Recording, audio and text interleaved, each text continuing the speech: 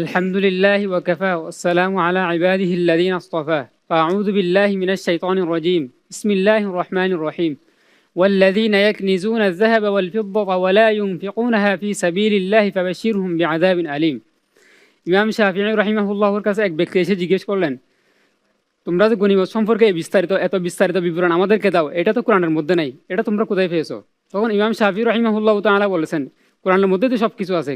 কিভাবে? তিনি বলেছেন, কোরআনের মধ্যে আছে ওয়ামা আতাকুমুর রাসূলু ফাখুযুহু ওয়ামা নাহাকুম আনহু ফান্তাহু। অর্থাৎ রাসূলুল্লাহ সাল্লাল্লাহু আলাইহি ওয়াসাল্লাম যা কিছু এনেছেন তা তোমরা গ্রহণ করো, এবং যা কিছু থেকে তিনি বর্জন করতে বলেছেন তা কিছু তোমরা বর্জন করো। এই কোরআনে কারিমের উক্ত আয়াতের মধ্যে অর্থাৎ ওয়াল্লাযীনা ইয়াকনিজুনা আয-যাহাবা ওয়াল ফিদ্দা ওয়ালা ইউনফিকুনাহা ফি সাবিলিল্লাহ ইলা আখির আয়াতের মধ্যে আল্লাহ তাআলা যারা যাকাত আদায় করবে না, অর্থাৎ স্বর্ণরূপার যাকাত আদায় করবে না, তাদের বিরুদ্ধে হুঁশিয়ারি দিচ্ছেন।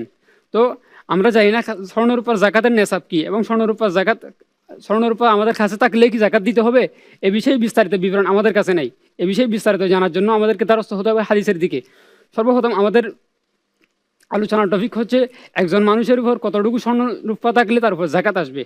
এটা আমরা জানতে পারি হযরত আলী রাদিয়াল্লাহু তাআলা আনহুর একটা হাদিস থেকে। উক্ত হাদিসের মধ্যে আছে লাইসা আলাইকা শাইউন ইয়ানি ফিজ যাহাবি হাত্তা তাকুনা লাকা 20 দিনারন ফাইদা তাকুনু লাকা 20 দিনারন ওয়া হালা আলাইহা আল হাউলু ফাফিহা নিসফু দিনারিন। অর্থাৎ যখন তোমার কাছে 20 দিনার থাকবে, তার মধ্যে অর্ধ দিনার নেশাব যাকাত দিতে হবে, যখন তার উপর 1 বছর অতিবাহিত হতে হবে। তো এই হাদিসের মাধ্যমে আমরা বুঝতে পারলাম স্বর্ণরূপা যাকাত আদায় হওয়া ফরজ হওয়ার জন্য অন্যতম গুরুত্বপূর্ণ হচ্ছে স্বর্ণরূপার নেশাব অনুযায়ী হতে হবে, এবং তারপর 1 বছর অতিক্রম হতে হবে। আর হাদিসের মধ্যে আমরা দেখতে পাই রাসূলুল্লাহ সাল্লাল্লাহু আলাইহি ওয়াসাল্লাম বলেন, قد عفوت عن صدقة الخيل والرقيق فهاتوا صدقة الورقة من كل 40 درهم وليس لي في 90 و100 شيء فإذا بلغت 200 ففيها 5 دراهم। অর্থাৎ যতক্ষণ পর্যন্ত 200 দিরহাম না থাকবে ততক্ষণ পর্যন্ত স্বর্ণ রূপার যাকাত দিতে হবে না। আর স্বর্ণের যাকাতের ব্যাপারে আমরা কি জানতে পারলাম? 20 দিনার থাকতে হবে। আর রূপার নেশাবের ব্যাপারে আমরা জানতে পারলাম 200 দিরহাম থাকতে হবে। আর কতদিন অতিবাহিত হলে যাকাত দিতে হবে আমরা জানতে পারলাম 1 বছর অতিবাহিত হতে হবে। এই যে বিস্তারিত বিবরণ আমরা জানতে পারি রাসূলুল্লাহ সাল্লাল্লাহু আলাইহি ওয়াসাল্লাম হাদিস থেকে। এখন কথা হচ্ছে যাকাত কে দিবে, কাকে দিবে, এটাও আমরা জানতে পারি রাসূলুল্লাহ সাল্লাল্লাহু আলাইহি ওয়াসাল্লাম হাদিস থেকে।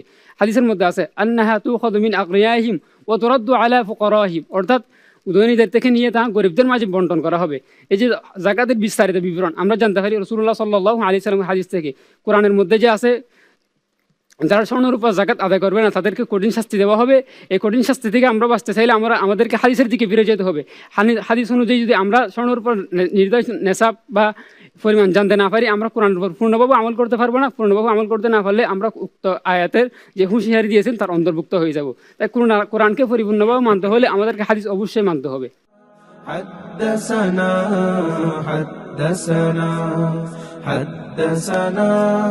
حدثنا